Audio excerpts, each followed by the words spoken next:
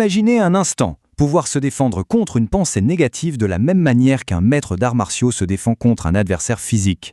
Ça peut sembler étonnant, mais c'est exactement le principe du karaté cérébral. C'est une technique mentale hyper puissante, inspirée par le coach Patrick Armand-Pognon, et aujourd'hui on va décortiquer ça ensemble. Alors, combattre ses pensées avec le karaté, l'idée peut surprendre, c'est vrai, mais son fondement est en fait très simple. De la même manière qu'un art martial protège le corps, eh bien, un art martial mental peut fortifier l'esprit. Voyons un peu comment cette analogie prend forme. Et voilà, c'est très clair. L'arène, l'adversaire, le but, tout est parallèle. Dans les deux cas, l'objectif est de neutraliser une menace. La seule vraie différence, c'est le champ de bataille. L'un est physique, l'autre se déroule entièrement dans notre esprit.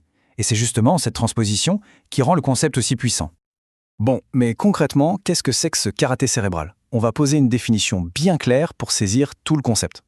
Donc il s'agit d'un véritable système de défense actif pour notre programmation mentale. Il est conçu pour intercepter et même détruire les suggestions néfastes à la seconde où elles apparaissent.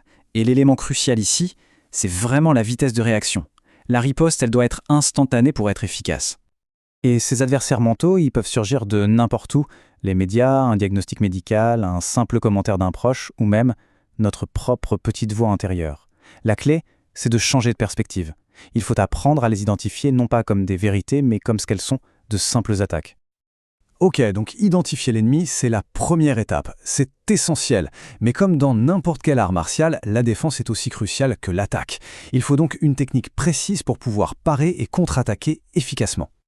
La source met en lumière une ancienne technique de rhétorique très puissante, illustrée ici par cette phrase « Il est aussi écrit ».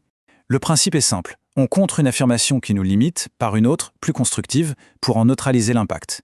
C'est l'essence même de la parade et de la contre-attaque mentale. Le cœur de la pratique, il repose sur ce processus en 3 temps. D'abord, on identifie, on prend conscience que cette pensée qui vient d'arriver, c'est une attaque. Ensuite, on rejette, on refuse consciemment de lui donner le moindre crédit. Et enfin, on contre-attaque, on la remplace activement, sur le champ, par une affirmation positive, tout le contraire. En fait, c'est un véritable réflexe mental qu'il faut cultiver.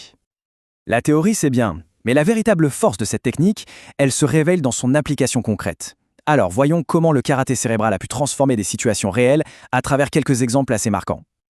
Prenons l'histoire de Véro. Dans son quartier, elle était constamment la cible de prédictions négatives. Les gens lui répétaient sans arrêt qu'elle ne réussirait jamais, qu'elle ne trouverait jamais de mari. Et face à ce barrage de négativité, la défense de Véro était systématique. Inébranlable.